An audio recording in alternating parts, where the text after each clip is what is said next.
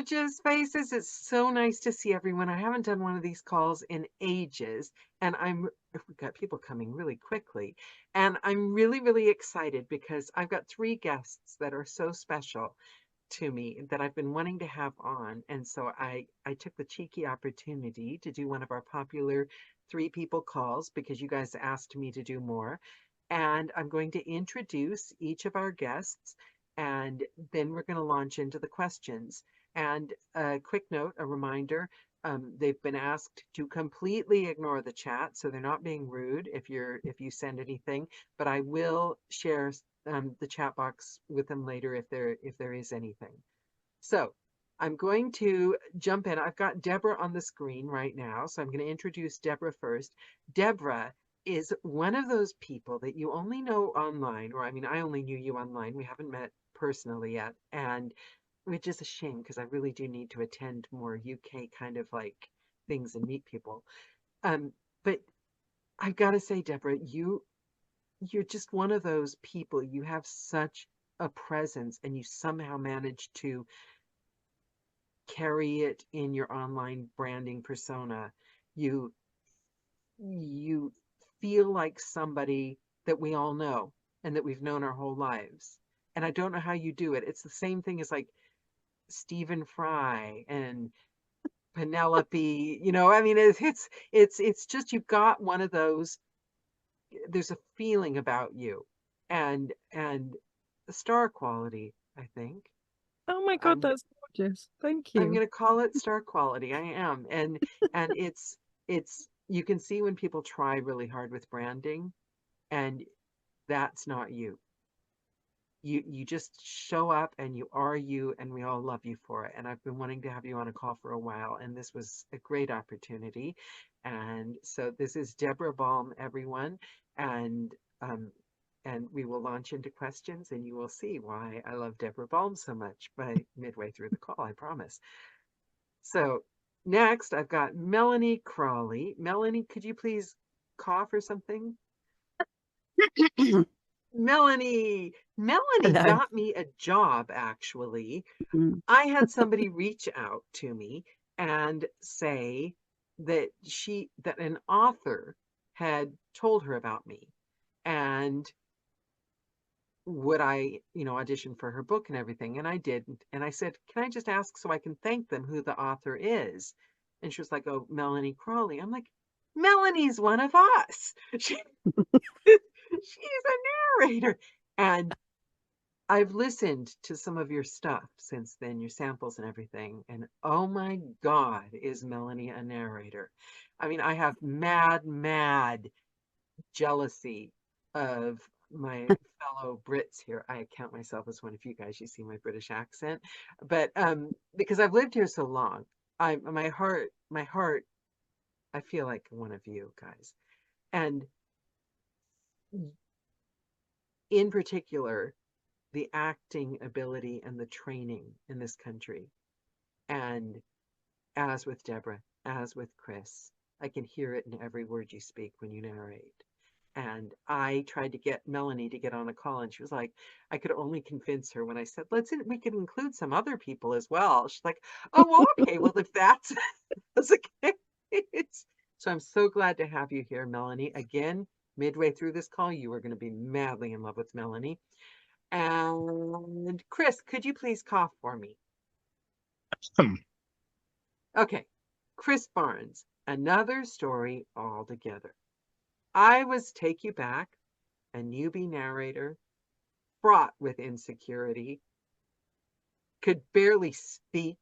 I was so, when you start narrating, you start to not even feel like you can put out a sentence because you're trying everything so hard and everything is so overwhelming. And I had to do a Scottish accent in a book. I live with a Glaswegian. You'd think I'd be able to do this, but after following him around and trying to imitate him for a few days, he said that we were going to get a divorce if I didn't find someone else to help with it and stop following him around. And Rebecca Hansen said, oh my God, you've got to reach out to this guy, Chris Barnes. And I was a little bit nervous, being a newbie. And I sent Chris a message, and he kindly, immediately replied, jumped on a call with me, and within 15 minutes, ironed out, as good as it's going to get with me with the UK accents, ironed out the Scottish accent for me. And then I went and listened to his books. I can't remember the name of it, the first book. Master storyteller. Accent aside, you could be from anywhere, Chris. Master at suspense, master at characterizations, master at accents, master at disappearing into the story so that we completely forget you're there.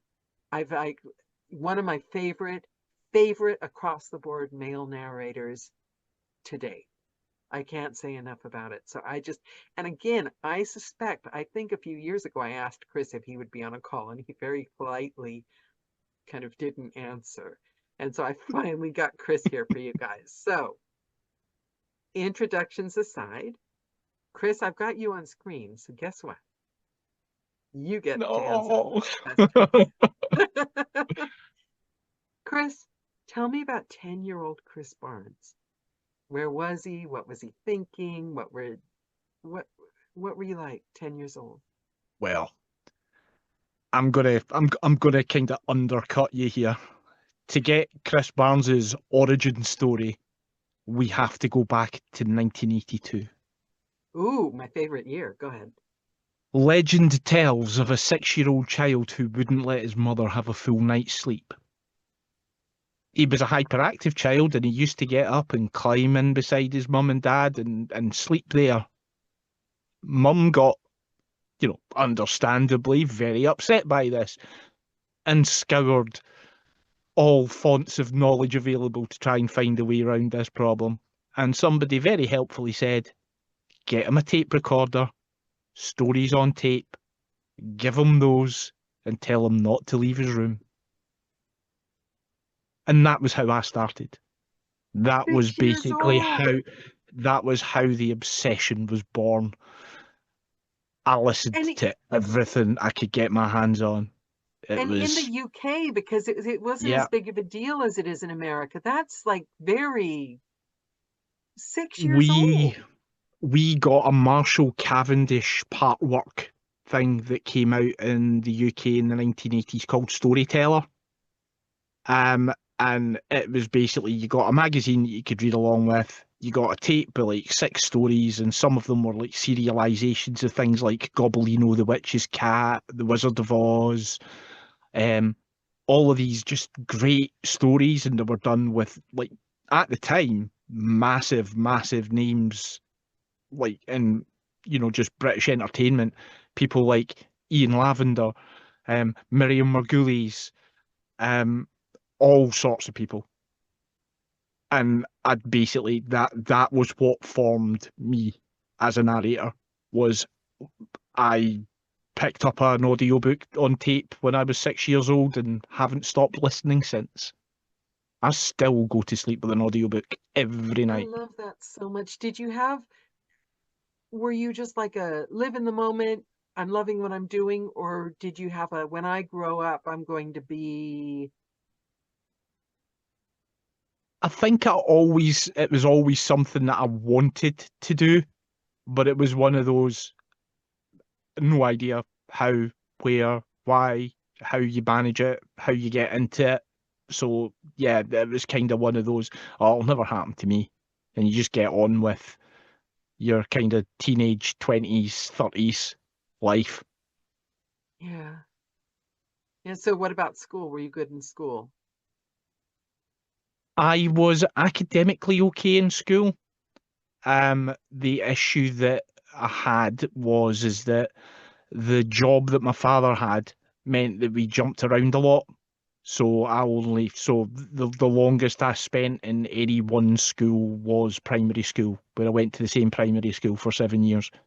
And then high school, I went to one high school for a year. I went to the next high school for 8 months. I then moved to Ireland for 2 years, and then came back to Scotland and finished high school in Scotland after 2 years.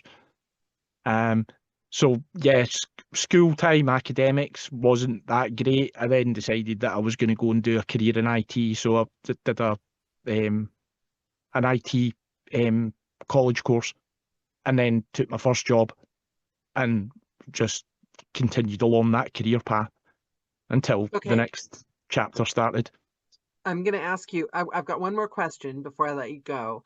I don't want to move us too far into your life, but so did you, while you were doing this IT stuff, how did you feel about that? I mean, were you still at home listening to books on tape, listening at like living a second secret life? Were you feeling like something was missing? How did that feel? Because there was obviously this big burning passion in your life when you were young, or did you manage to put it aside and just deal with real life and forget about it for a while? Yeah, I mean, as I say, the whole narration thing, I just had admiration for the people that were doing it and could do it. I mean, up until things happened, I had, I was just doing what I did. By Yeah. the time I even started getting anywhere near doing this, I was already a father too. So, my focus was on work, money, look after the kids, look after the family.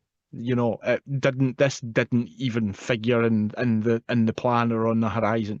But I Okay, always knew how that I'd old are love to you? do it. How I'm old are you?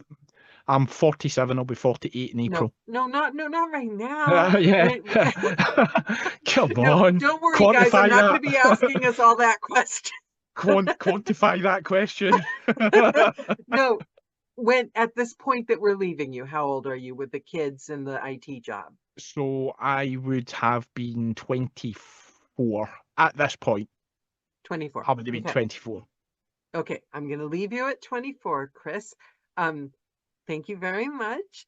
And can I please get a cough from Deborah?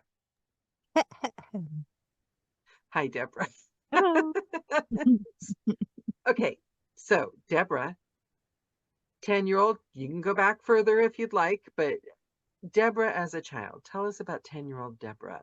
Loves, So hopes, dreams, where were you living? I was pony mad, and I lived with my family in Yorkshire. My granddad had a farm. He was a sheep farmer, and my pony lived with granddad. So I spent all my weekends riding ponies. But I also always loved audiobooks. And even at 10, I was in the library looking at those, massive, those vinyl folders of Mills and Boon on 27 million discs. I would just pick those up and go through them. I mean, they were pretty dreadful in some ways, but I just loved listening to them. And in those days, the performances were really, I mean, the performances are brilliant now, but they were still really good in those days, even when kind of audiobooks were pretty new. Do you know what I mean? Um, and I loved Can I reading as can I well. can I I was ask a quick question though? You don't sound, I was madly in love with a guy from Yorkshire. It was the choice between him and the Scottish guy. And you don't sound like him, like at all. if I was to speak to Melanie, it would come back, Oh, quite. there it is. See, it's right there when you need it. See, I live That's in brilliant. Cambridge, so on a day-to-day basis, I can't really sustain that kind of accent. That's brilliant. That's brilliant to have that flexibility. Okay, go back. Pony mad. Did you have a pony of your own, or was it going to Yeah, a place and yeah. I had a Cleveland Bay Cross called Emily, and she was a bit crazy. Um, oh, But I did, yeah, I used to spend my weekends riding around with my friends around the moor back in the 80s when child safety was less of a concern. Um, yeah. Did you have dreams of like when I grow up I'm going to work with ponies, or was it I don't know what I wanted to be back then. I think I just don't think I'd given it much thought. Um, when I was in school, I think I wanted to be an archaeologist, and Mm. I didn't get the grades for an archaeologist, so I fell into IT. Um, But at that time, I was doing musical theatre, kind of low-level Amdram musical theatre thing. So I was always with one foot in that arena, though I didn't do a huge amount of it. Yeah, I've forgotten where we were going. Okay, so schools. So I mean, did you have a good time in school? What did you do when your first like job out of school kind of thing? What path did your life start taking? So I went to university. I was okay at school and doing business information systems, and part of my course was a year out in Switzerland, and I really loved being in Switzerland. It doesn't really contribute to my narration, but it did improve my German. And yeah, I really loved being there. But then I was in IT and I was a database administrator. Um, until do you want me to go into how I fell into narration or save No, it? no, no, no, no, not yet. We're still back in the old, but what's fascinating to me is that we've got two people, clear artists, clearly hugely talented in IT. Yeah, but Like, you've got to pay the did you bills. not, but did you not feel like something like your soul was kind of missing? The funny thing is that most people don't understand, but coding is actually creative. If you write Oh, code, it's actually a process of creation. It doesn't it if you're not in that world, you I guess it's not it looks really dull, but you're making something that to you is really tangible and fulfills a purpose and solves a problem. So it's creative and problem solving all in one. and I could imagine like the virtual reality meditation stuff when they create the environments. That's an IT person creating a code that creates that artistic world, I guess. Yeah, I mean there's a huge crossover. Yeah. Yeah. Okay, so we've got you to school. 24 years old. Where are you? What are you doing? I'm going to make that my cutoff point since that's where we left Chris. 4 years old. I'm in Cardiff on my graddy job. And sorry, lovelies, I did not love Cardiff. So I was desperate to leave Cardiff. And that's where One of you my were. best friends is from Swansea, and she would agree with you. I don't know anything about it. I want to go see someday. But so yeah, so okay, so we've left you in Cardiff. I I'm was going to working for move, BT in Cardiff. Yeah. and I'm going to move to Melanie. So thank you very much, Deborah. We will pick up with you later in life. And Melanie, could you please call Hello. for us? Hi, Melanie. Okay, young 10-year-old Melanie. Oh, well, now then. All right. I was not a great reader. We didn't have many books in our house. But I did like an audience. I went to ballet when I was very, very young at the village hall. I lived in a small village in the middle of in the Midlands, further south than where I am now. I'm currently in Sheffield.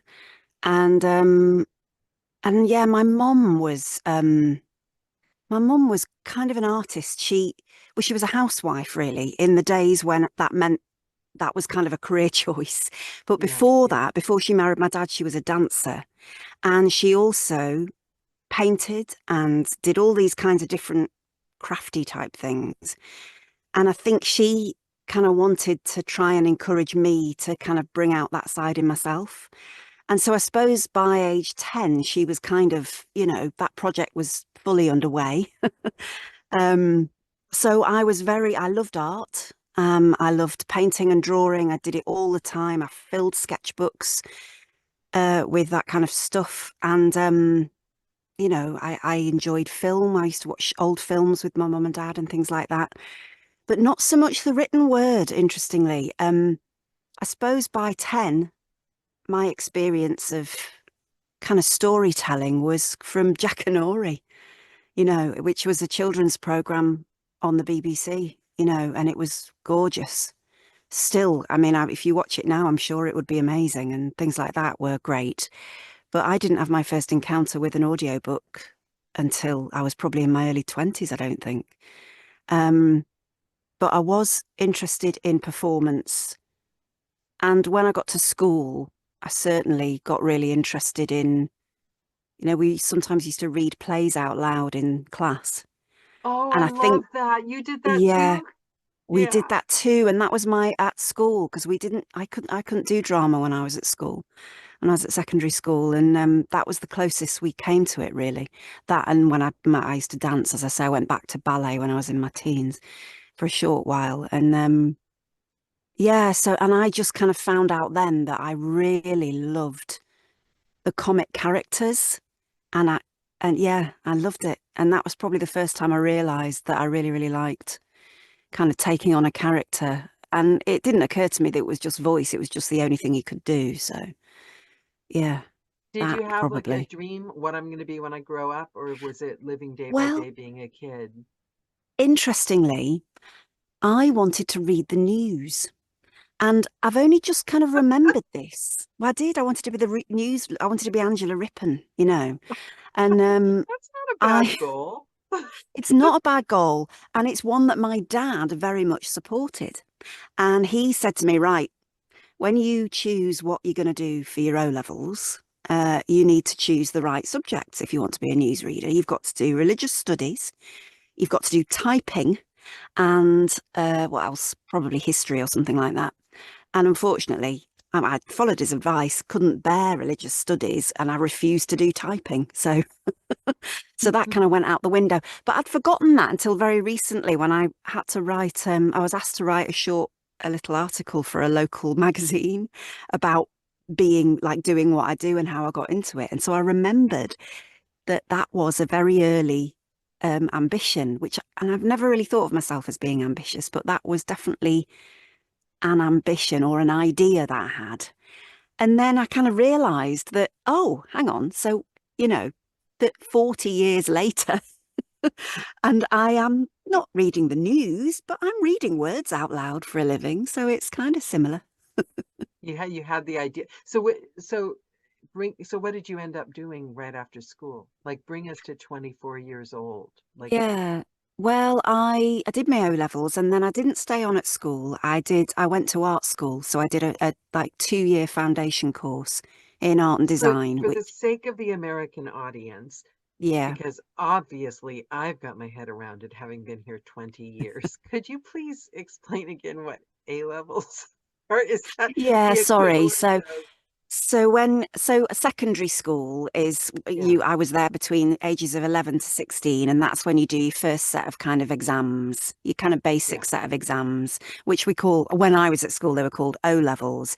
And then you could have gone on to do A levels, which is what you would do when you were 17 and 18. And that would then give you entry to higher education. So That's the university. university, a degree Yeah. or something like that, if you wanted to. Well, I didn't do the A levels. I did, but I did them in a different context. So because I thought I wanted to do art, I thought that's what I'm good at. I'll probably do something to do with art. So you could have the choice of going to do what we called a ground course or a foundation course in art and design, where you study a bit of everything. And it's very intensive and really enjoyable. So I did that, and then I went on to do a degree, and I did my degree in visual art and drama.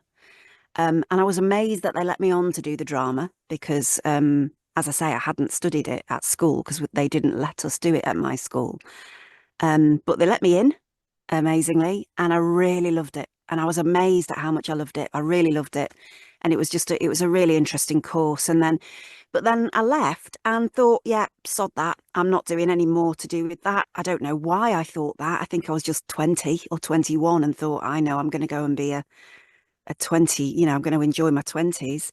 And I ended up decorating nightclubs for a living. Oh, okay. I thought you were going to say I ended up doing IT. And then No, I was going well, to be like, hold on. that would have been something, wouldn't it? The Holy Trinity. Decorating nightclubs is kind of Yeah, quirky. it is quite kind of quirky. Yeah, so I moved to Manchester, basically, which is a city. I don't know how far away is it? 100? No, it's not even 100, probably 70 miles away from where I grew up. And yeah, and I kind of, as you do, I got 3 jobs in a day, two different bar jobs and a Yeah. cleaning job just to make money. And you just start to meet people, don't you? And so I met some DJs and musicians, and I said, oh, I'll decorate your party for you. And then I turned it into a business. So that's what I was doing. I I love was, that. yeah. Okay, so I have one other question, burning question I have to ask before we leave you here at 24 years old. Why didn't your school let you do drama? What do you mean they didn't let you? They just They like just, refused to have drama classes for they like just a didn't matter of do it. principle? Yeah, they just didn't do it. No, it was just, I don't know why they didn't do it. What Some jerks. did, some didn't. No, I didn't do it. Ours didn't do it. Okay, I shall leave you at 24 years old. Thank you so much, Melanie. We'll catch you later in life. Okay. Chris Barnes, could you please cough for us or make some noise? A louder noise. There you go. Okay, Chris. So you're 24 years old. Now, we all, I think, have like a dark nights of the soul moment in our lives. Something that we had to overcome, either in our own personality or in the world around us, to like kind of become a fully formed human being, like not the person that like they wanted us to be when we were little, but the person that we are. Did you have any, I mean, maybe it's possible you led a completely charmed life and nothing ever went wrong and you never had to overcome any obstacle. But if there was an obstacle, would it be possible to tell us about it and how you overcame it? This is quite a tough one. And it's more recent than 24. So Yeah, this it's doesn't really matter what like, time in your life. It's yeah, just, so it's, so about 5, 6 years ago, my father had dementia, and we sadly lost him, and I broke, literally, I broke. I wasn't firing on all cylinders. I went through all sorts of really hard mental health stuff. I was lucky. I had family that really supported me and put up with a lot of heartache and crap that they didn't deserve just because I wasn't well. And what I ended up doing was putting everything else to one side. So I wasn't narrating, I wasn't working on books, I wasn't even reading books. I did Forrest Gump. I ran. I had never run a day in my life before. I was an asthmatic child. wait, you Um, physically ran. You physically I started running. physically ran. I turned into Forrest Wow. Gump. I started with Couch to 5K, and I found things were helping. I then moved on to 5Ks. I then did 10Ks. Didn't stop there. Oh no, started doing half marathons. Wow. Um, and And I it was did that, helping. You were and feeling it better and helped. healing. I found that running was my way that I could think the thoughts without feeling the feelings. So things that were overwhelming me, I could think about them but not feel them. And it was And turning that honestly, emotional narrating tap is off. not a place that you can always feel. During No, a time like no, that, narrating that's, can break you. you have to open the emotional tap when you're narrating, and I just didn't feel able Yeah. to do that. No, you can't. Um, so once I got, obviously, time is a great healer. And so time passed and COVID hit, and I couldn't run anyway because we were all locked inside. Yeah. Kind of managed to get myself back into doing it, doing the books, doing a bit of reading, doing all the things that I did before. So yeah, that my dad dying was a pretty big thing, pretty hard thing, but we've made it through, and yeah, brilliant. We're here talking to Yeah. you. I, there's something in that. There's something in that that had you always wanted to run, or was it just like, right, this is what I have to do right now? up until I started doing it, I had always said, if I ever see a runner smiling, I will take it up. And that is that is the God's honest truth. If I ever see a runner smiling, I will take it up. And then what you find out is when you do start running and you do become a runner, that you actually do smile quite a lot of the time. Like I used to take great pleasure in when I met people out on a run, I'd always go, "Good morning, good afternoon," and and people would be quite taken aback because I think they all expect runners to be like really dour, grumpy people. And they're not. My husband is. He's Glaswegian. That goes with the genetics. You probably wouldn't want it. But so is it still a part of your life now? To a much lesser extent. I'm at that point where I want to get back into it, but there's just not enough hours in the day for me to do it. When things get less crazy, then I probably will lace up my shoes and go out again. I want to be one of those people. I want to be somebody, because in all the books I read, right, somebody's murdered, and so the main protagonist thinks it's a good time to go out on a run. Like, can I just say, I would never think somebody's just murdered, it's a time to go on a run. It's never a good time to go on a run. And I want to be a person that thinks that, but it's like, it's amazing to me, people that just stop and right, I'm going to go heal my body now. Yeah. Like this, I love that. Thank you for being so honest, because I think the whole point of these calls is that somebody's going to watch this video and they could be approaching, because we all get it. We all get those times that life wants to break us. And there's going to be one person that your answer could help them. And if there's one person, then all 200 calls is worth it.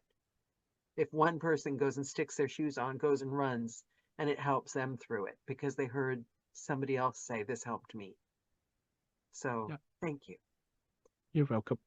I will leave you at this spot. And could we please get a cough from Deborah? Deborah. See how cool I was? Although I wouldn't give you the cheat sheet for the final question, I did put you in between two people. So Chris will always. It's very helpful, but I don't know how I can top that answer. It was, very moving. But it all looks different. So in your life, was there a time that changed you, dark nights of the soul, something you had to overcome? And if so, what did you do to overcome it? A part of me not loving Cardiff was I just didn't feel like I belonged there. I just didn't fit in. And I was there 2 years, and I did long enough in that job to, I guess I was serving time just to make sure that I could get another job. And in the meantime, a friend of a friend asked me to go to the Lake District to meet up with a bunch of people who were walking. And then so my way out of Cardiff was to just go walking in the Lake District. Almost probably every second week I would be in the lakes, walking, climbing hills, and enjoying the after party in the pub, evening, just enjoying chilling out in the pub. And that really got me through. I was kind of living from weekend to weekend. And that's when you know it's time to move. yeah. You can't wait to get out of town. And so I moved to Cambridge to be with someone I'd met. And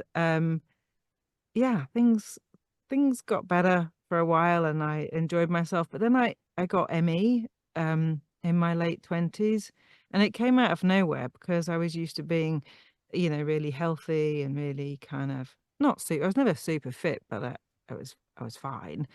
And yeah, I had this headache and it lasted for 6 months, and then I just got worse and worse, and I, was quite weak and feeble for a while. And just gradually I got better. I don't think I had a really bad case of ME, but it was enough to. That's terrifying. It's terrifying. That's those kind of illnesses, because I'm part of long story short, I know a lot of people with chronic fatigue syndrome, and people that have like a broken leg, everyone feels sorry for you because you have a broken leg. If you have something physical that everyone recognizes, or a disease that's very clear, then you get tons of sympathy and, for a while. But if you have something like ME or chronic fatigue syndrome or something, it's can be a silent illness because it takes little bits of who you can be away from you. But you Yeah, keep telling yourself, I'm not really that sick. I should be able to do this. yeah, and you see the disappointment on people's faces when you can't perform, because you look, to all intents and purposes, normal, whatever Yeah. normal.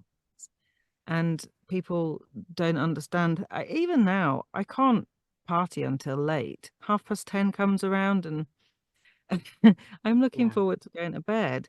I know that's really not very cool, but that is the reality of it. I think it always stays with you somehow. You always have to kind of make sure you pay attention to that bit of yourself who knows that, if you push it too far, you'll really take a huge step backwards. Yeah, it's a push and crash cycle. And it's an actual thing, because what happens is if you haven't had the energy, it's like you only have a limited amount of like life energy. And if you get it, and people like that, you push and you do as much as you can while you've got the energy, and then you've used too much and you're out. You're out for a couple of days, right? Because there's always payback with it. But How did you get better though? How did you get to the other side? I know you still, but no, so it's I had some intensive therapies, which I won't go into. yeah, But gradually I got better, and I saw some kinesiologists, and they helped me, and some alternate health practitioners, and they helped me. And I had been through the doctors, and they didn't really help me. Sorry. So I just made my own way, and I read stuff, and I figured out what might be the root cause and started working on that basis, and sort of got better from there. that's a lot. That's a lot. It strikes me. I know this is horrible. You've been around too many artists. When I'm listening to both of your stories, and I'm thinking, it makes us better artists, doesn't it? Do you feel that it made you, I having don't, gone through something with the fear and the worry and the stress and coming to the other side, do you feel that it informs you as a narrator, as a storyteller? I think you can relate to a complete exhaustion and feeling like there's no way out of something, which is, a theme for lots of people. Yeah, Even if it's not exactly the same thing, you can relate to feeling, I don't know how to get myself out of this. yeah, yeah. Thank you. Thank you so much. Thank you. Okay, so we will catch up on a more cheerful subject, I promise, Chris and Deborah. On the other side, thank you. Melanie, could you Oh. please cough for us? Okay, something you've overcome, dark nights of the soul, personality forming experience, how you got from who you were to who you are now. Yeah, I mean, I guess that throughout my 20s and 30s, I kind of started off working for myself for my 20s. Then and I've always done this. I've always flipped from one to the other. I just stop and I change and I do something else. And I did that when I moved to London in my 30s, and I got a job. I got jobs working for other people, like normal jobs, if you like. Did that for 5 years, and then I met my partner, and I got a job up in Sheffield, which is quite a big deal, a big job. So came to work up here, and I worked at that and then another job for, I guess, about 8 years in total. And so the plan was that we were going to have a family, and but it turned out that it didn't happen. So I couldn't, we couldn't have, I was too old when we started really trying properly. So now I'm fairly stoic, I mean, of course it's awful, and it was very, very sad, and it makes you that's a dark night of the soul if you can't have a child when you want to have a child, right? But I think because I'm this person that I don't do what you all seem to do, which is to actually try and fix it. I just kind of live with it, really, and I kind of do think I slowly but surely, and you kind of just carry on, and it's okay in the end. You live with it and it sits with you. But actually, I think I got quite depressed, as you probably not surprising for you to hear that. I got quite depressed, and at the time I was working in a really interesting job, actually, but I was doing marketing, and that was what I was doing. I was doing marketing for a creative company, and I'm so crap at marketing. I'm awful at it. I'm terrible at it. I hate marketing. It's a horrible thing to have to do. It really is, and I don't know why I ended up doing Every single it. person in the audience is with you on that one. It's true, right? So, but the thing is that kind of at the same time as we were trying to go through this, have a family, I had stepped back on stage for the first time in 20 years, and I'd gone to a local theatre around the corner and got involved in some Amsterdam stuff. And I realised that one of the things that you get with 20 years life experience is to be a better actor. Because actually it's that experience that gives you the kind of skill set, the tools in the box to be able to use to really, access that stuff that makes those performances much more interesting and much more nuanced and real, and so it was kind of a combination of those things that kind of were going on underneath me, completely wrecking my job. Excuse me. And I kind of fell out with my boss, and it all went tits up, really, to use a well-loved British phrase. And I left, and I kind of thought, I'm not going to do marketing again. I'm going to have to do something else, I think. I've got an opportunity, which is kind of like I say, what I always seem to do is just flip. You go one thing and then you flip and do something quite different. And so I thought, I'm going to do something quite different again. I really have been enjoying doing the acting stuff, and so I'm going to try and do that. And I kind of felt at the time that there was a possibility that doing something that was quite immersively creative and really kind of quite indulgent, really indulging my love of of performance and art and culture, that would fill up my life, because there was quite a lot missing from it, because I never got the family that I was expecting or hoping for.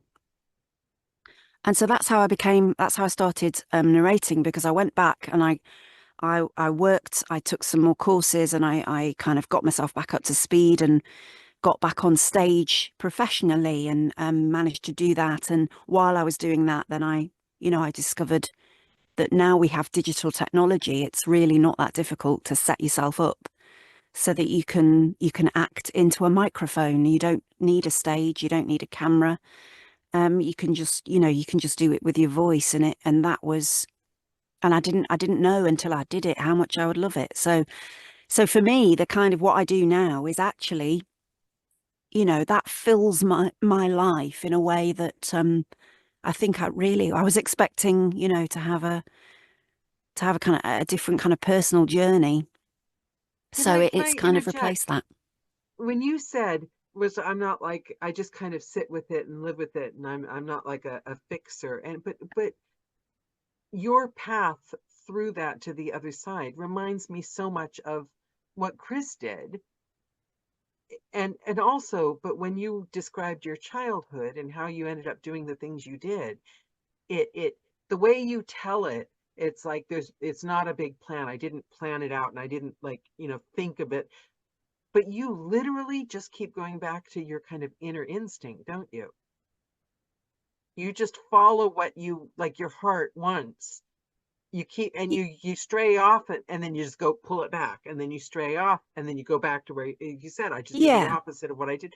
I love, because isn't that what we're supposed to do? Follow our inner guidance. Chris laced up his shoes. Do you know what I mean? It's yeah, it's I like, guess so. Yeah. yeah. I suppose I think the way I can see myself is that I kind of had to have two sides. That I Mhm. have this kind of it's kind of this desire to be normal, to have a normal life, to have a straightforward life where you go to work, you get paid a salary, and you just, you just get on with it, and you just do what you're supposed to do. I think I was brought up in quite a conservative way, and I was brought up in that way to do the right thing and follow the narrow path, the straight and narrow. But like I was saying about my mum, she gave everything up to have a family. And I think in me there is that, like you say, maybe that's the true path, but this kind of just, it's almost recklessness, just to kind of say, I can do that. I'll do that then instead for a bit. I think your heart knows what it wants, and better than Yeah. your brain. Your Yeah. brain in the conditioning says be normal, but your heart won't be denied. You keep Yeah. following your heart, and look at all the best choices you've ended up with have been straight from the heart. Mm, They have, and the thing about it is, you're right. It's harder. It's harder. It's like the difference between being freelance and going mm. to a corporate job. I've done both. But Yeah. it's like what they say about get fit or don't get fit. Pick your hard. It's hard being unhealthy and out of shape and not taking care of yourself, but it's hard being in a corporate office and safe, because you have to sell your soul. You have to tell lies, I think, sometimes. I mean, some people are suited to that perhaps, but I think I mean, that's perhaps a bit of a stark way of putting it, but you have to have that layer, put that mask on, don't you, in order to fit Yeah. into someone else's regime, someone else's structure, to be And successful and to not go and you're mad. and you're chipping Um, away at who. So it's like and I think we all want to, but it's so funny that none of us can be denied. Chris is strapping on the shoes, doing what he wants. Deborah is literally making a mad escape yeah, from, it's like the unhappiness from not doing what you love, right? yeah. I think as well, it's also about it's having the maybe not confidence is not the right word, but or just the bravery, maybe courage, Yeah, that's the word. yeah, Having the courage to really kind of do the thing that you genuinely are interested in, because I find that even as working as a freelancer and doing what I want to do because I love what I do, I still end up doing this goddamn marketing. I'm like, I've got to do posts, I've got to do this, and then I yeah, have to, and then, but even, within doing what I'm doing now, you still have that thing calling you, going, but you've got to do it like this, you've got to do it kind of properly, you've got to kind of follow this structure and it's like, no, no, no, no. Actually, what I've found, and I've only found this out really recently, is the thing that really works is if you can genuinely pinpoint what you're interested in within this kind of yeah. broader context Oh my God, of your yes, interest, yes, and allow yourself to have the confidence and the courage to follow that will then start to be successful for you because it's genuine and it's authentic. um but if you're trying to be somebody you're not, even within the realm of what you love, I think you can still go awry, you can still go you off. and it's a constant. Oh my God, this is because, yeah, because I figured it out this year. I've been doing this, what, 8 years now? Yeah. But even just, I was saying, I'm doing a really difficult book, and I keep bringing myself back to doing this well. And the universe is literally challenging, the screaming bird, the noises, the this, the that, the schedule, and it's just do this well. It's the deadline, do this well. And so I logged onto Facebook, and somebody had one of those posts that in the past would have gotten me going, wait, what do they mean? And what does that mean? And who do they think they are? And who do I think I am? And all that, the social media marketing, digital. No, Yeah. do this well. Find something you love, make it as small as possible, focus on it, and just do that. Mm-hmm. But I'm hoping the marketing just takes care of itself if I ignore it for long enough. So, Melanie, it's been a pure joy. Thank you so much. Thank you. Chris, hello. Hello. Okay, so I've got a loaded question for you, 3 parts. Okay. And so I want to know that the very, very best, most exciting moment, and it could be anything. It could be when you finally learned punch and roll, but the best moment, highlight of anything in your narration career, and then the lowest moment, narrating books wise, and then if you could leave the YouTube audience with anything, like you're going to be watching this 100 years from now, piece of advice, funny joke, one line, anything, what would you tell them? Spoiler alert, Deborah, that's the last question.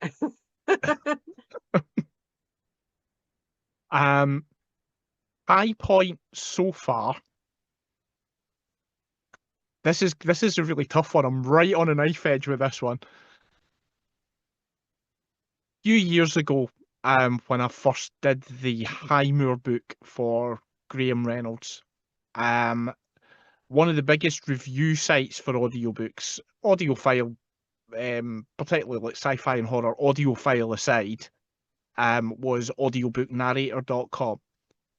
And they did a series of like best author narrator combinations, and Graham and I won it for Highmoor. I've got a certificate on the wall and everything. It's brilliant. That is. That book for me defined me as a narrator, because everybody goes, have you heard Highmoor? Everybody goes, listen to the Highmoor books. They're brilliant. Graham still tells me to this day that those 3 books outsell print on those. Wow. So, the audiobooks themselves, they outsell print. So that was the high point. And you had a good relationship with the author, it sounds like, huh? Yeah, no, I do, because I do all of his books. I'm currently working on one right now to which he dedicated the book to me. So I'm even in it as a parody character of myself. So that kind of shows you the kind of level of friendship that Graham and I have. Low point is definitely sort of like when you're first starting out and you are looking for, you're basically trying to get your feet in the water, and you're trying to learn the ropes and trying to get just get some steam going in your engine to really start your journey. And somebody comes along and listens to a sample that you've done and basically went, that sounds very amateurish. It's that first kick in the nuts that you get as a narrator that always sends you flat. Yes. You can and always, it comes out of nowhere, like you should expect it, but you didn't. Yeah, you do. Yeah, you really, really should. You really, really should expect it. It is the internet after all. But you're shocked. Yeah, but you are, and you take it. Of course, you take it personally because you're only human, right? Yeah. you know, anybody that says you don't take criticism personally is a goddamn liar, because everybody does. In some small dark corner of your soul, it hurts, and you feel defensive about it, at least to begin with, because the further along the road you travel, you find out that generally people are asshats. They know nothing. They don't know anything about you. They don't know anything about your journey.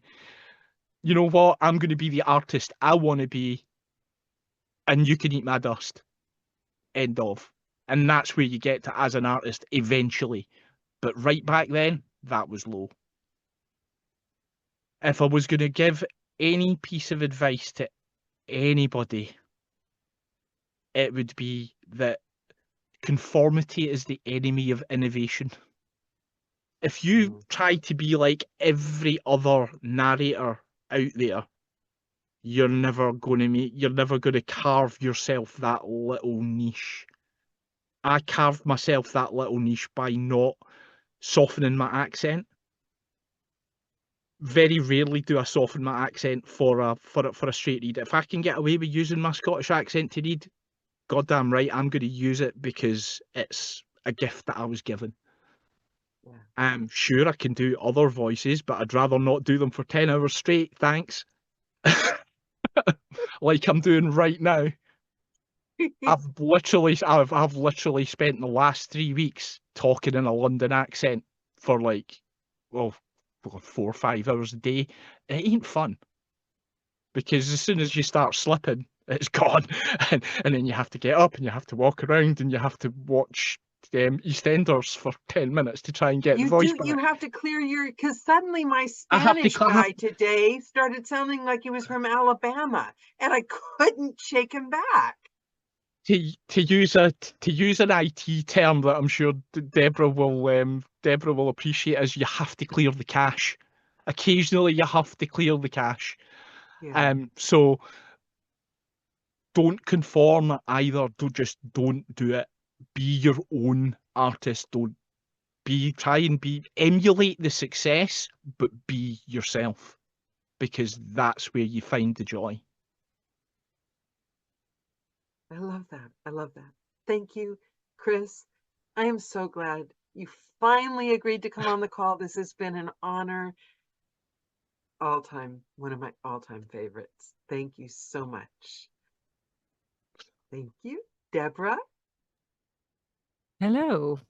Hello.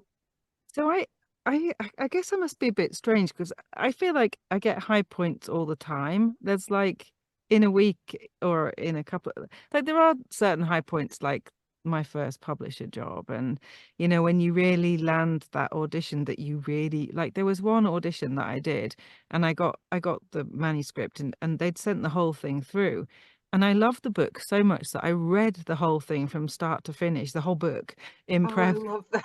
I know they say never do that, but I just couldn't stop. Before you did the audition? Yes, I know, I shouldn't have, but I did. It was, but Gosh, I'm lucky I read the audition before I do the audition. I loved it, I'm still doing books for that author, so that's Oh, pretty I good. love that. Yeah. So that giddy feeling of excitement. What about your first book? How did it feel when you got your first book? Well, partway through, I realized it was one of those code farmy books, and then it kind of takes the shine off it, doesn't it? But you know, onwards and onwards. Yeah, yeah. We all fall for that one. Okay. Low And point. low point. Yeah, I had a similar experience to Chris, and it took me a really long time to recover from that. And yeah, you have to just keep believing in yourself, keep pulling yourself up by your bootstraps, and keep on keeping on. And if that was, you know, my advice is to just believe in yourself and just keep on keeping on. Keep on believing in yourself. Know there are people out there who love what you're doing, and keep doing it.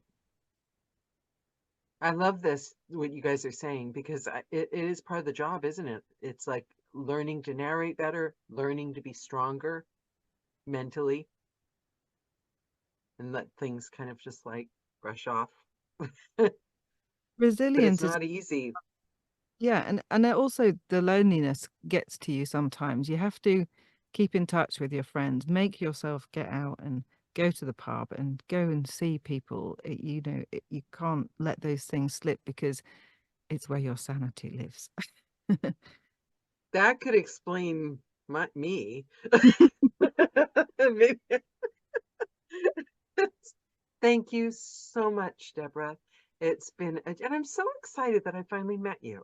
So it's been lovely. You are a tonic for the entire audiobook community. We all love you. So thank you very Thanks for much. having me. Thank you. Melanie, I'm going to ask you to cough, please. Oh, Hello. hi. Hi. Most exciting moment. See, you've had it easy the whole call because you've gotten to Yeah. listen to the other two. Yeah. first. Yeah. Okay. So most exciting, I don't know. I think there's been a number of them, a bit like Deborah, really. I think there's been lots. I'm not sure. I mean, you started off by saying we were veterans. I don't feel like a veteran. I feel like I'm very much still on the kind of upward slopes and trying to, still trying to build my career. And, I'm not there yet. So I don't know. I say that one of the things that was great that I really, really loved was the first time I was live directed down the line. I was directed by the wonderful Ali Muirden, and that was a book that I suppose it was the first book I'd done for Penguin Random House, and they're a big deal, and that was really That's exciting, and they just chose exciting. I me. mean, were you Yeah, nervous? Yeah. I was really nervous, and I Yeah. was really nervous, and I told her that, and she was so nice and supportive, and she said, "Oh, it's fine," and of course, and I loved it. And the thing is, if you're an actor, and it must be the same anyway, but one thing you miss, I think, as an audiobook narrator in your own Director. studio is an audience, but I did not realize the difference it makes to your performance. I mean, really, it's extraordinary. I think I actually wrote about this on social media, kind of the next book I did after that, what a difference it made to my performance. I was still kind of carrying that experience through, and it really helped me. I was quicker reading off the page. I made fewer mistakes, and I was just more confident with the decision making, around the characters and how to kind of, bring the story to life. So yeah, that was a really valuable experience, definitely. I love that. I love that. Okay. Yeah, and then a low point. Gosh, I don't know. A low point, I guess, would be, I think, just when you don't get work, because the first few years, I think, probably for most people, maybe not for every narrator, but you will find that you have periods where you just don't get any bookings. And then you have a few come in, and they're always like buses, aren't they? And then you have gaps. And it is so hard to stay positive and think that you just, you think, well, it's me. I did that book for that company, and they don't want me to do another one, obviously, because they haven't booked me. And you have to get over that, and you have to just kind of keep going, and you find that the longer that you do the job, then you realize that it is just the nature of the industry to a certain extent. Yeah. Which leads me nicely on to a piece of advice that I might give, and that is that you have to do the work. You have to do the work. You have to keep doing the work. It's great getting advice. It's great, reading about it and all the rest of it, but you just have to keep doing it, and you have to keep reminding the people that you've just worked for that you're there and you're available, and you have to go and find more people, and you have to keep on doing that. And you just kind of think of it as like a rhythm. Dun, dun, dun, dun, dun, dun, dun, dun, dun, dun, dun. And slowly but surely, the longer you do it, the more you see the pattern builds, and actually, more recently, it's denser, the number of bookings that you get, and it's denser, the number of quality books that you get that you really enjoy. Of course, you get, occasionally you'll get out of the blue, you'll get a book that you're like, yes. But even now for me, a lot of stuff I do is just, you've just got to get dun, dun, dun, dun, dun, dun, dun. And I just think that that's a good approach.